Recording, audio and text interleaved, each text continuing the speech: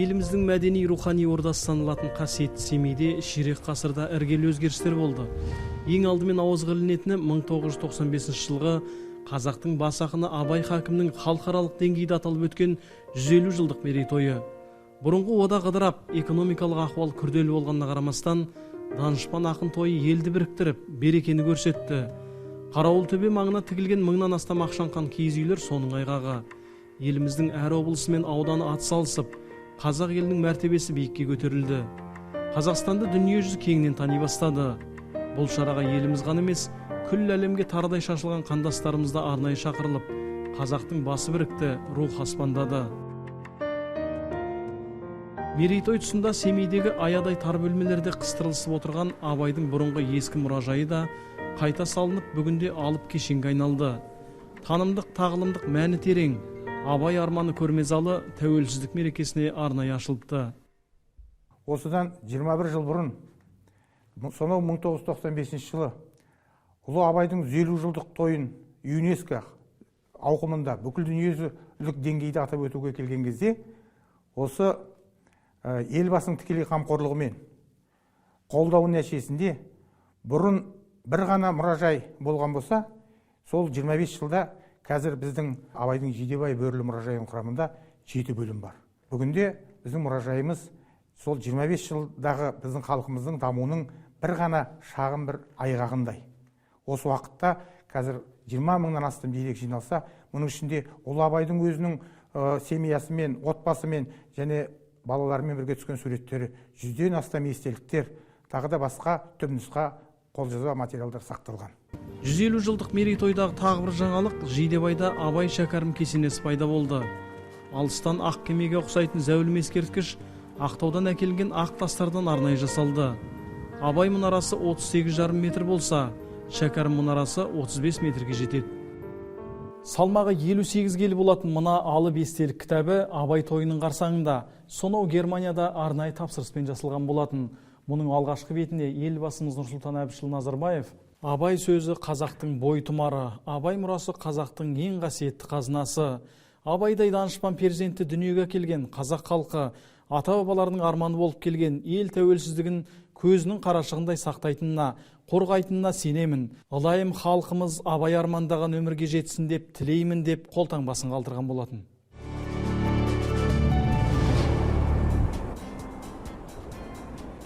Тәуелсіздік жемісінің бірі көне шаһардағы аспалы көпір. Құрылысы 2 жылға созылып, 2000 жылы ел игілігіне берілді. Жапондықтар жобалап, түркиялық құрылысшылар салып берген аспалы көпір дүние жүзінде санаулы елде ғана бар екен.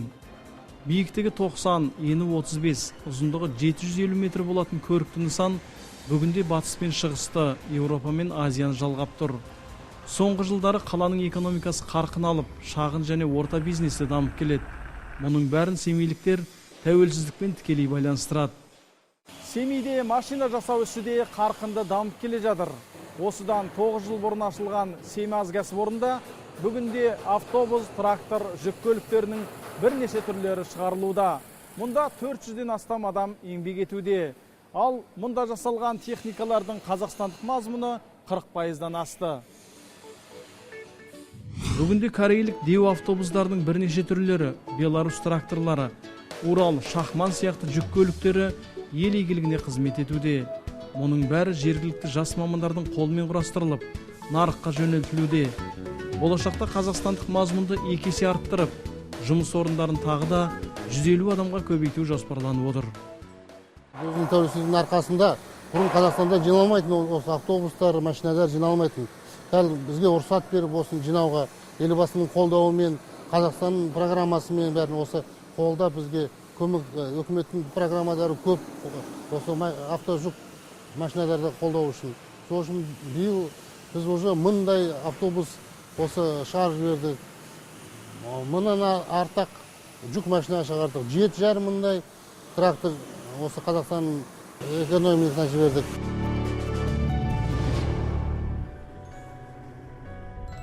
Қырық жыл халықты қан қақсатқан сынақ алаңында 1991 жылы Қазақстан басшысы Нұрсұлтан Назарбаевтың жарлығымен жабылды.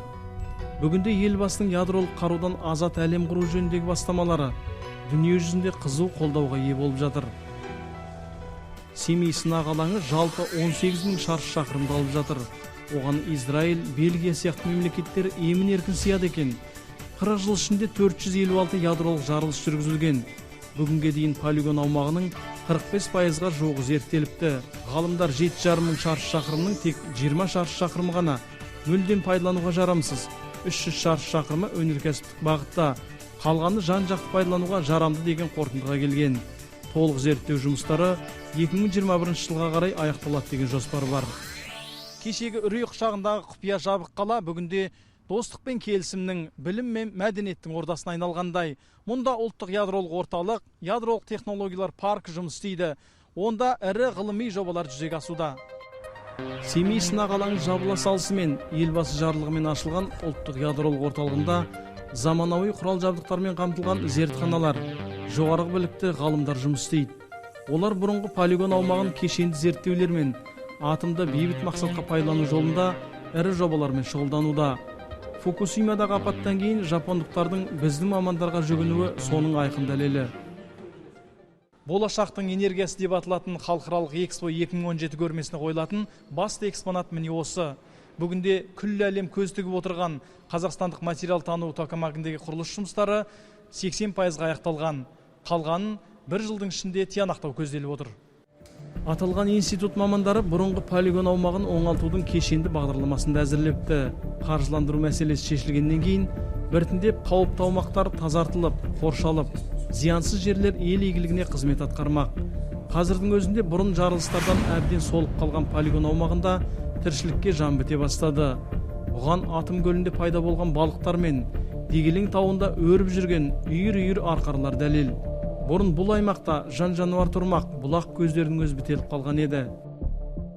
Провели техно-экономические исследования. Зерттеу нәтижелері көрсеткендей 10% жер көлемі жарамсыз деген шешімге келіп отырмыз. Дегенмен бұл аумақтардың өзін өнеркәсіп қалдықтарын сақтау үшін пайдалануға болады. Яғни жолын тапса, ауыл шаруашылығына жарамсыз деген жерлердің өзі Қазақстан экономикасына жұмыс істейді деген сөз. Ал зерттеу жұмыстары тәуелсіздіктің 30 жылдығына қарай, яғни 2021 жылы толық аяқталады деген жоспар бар.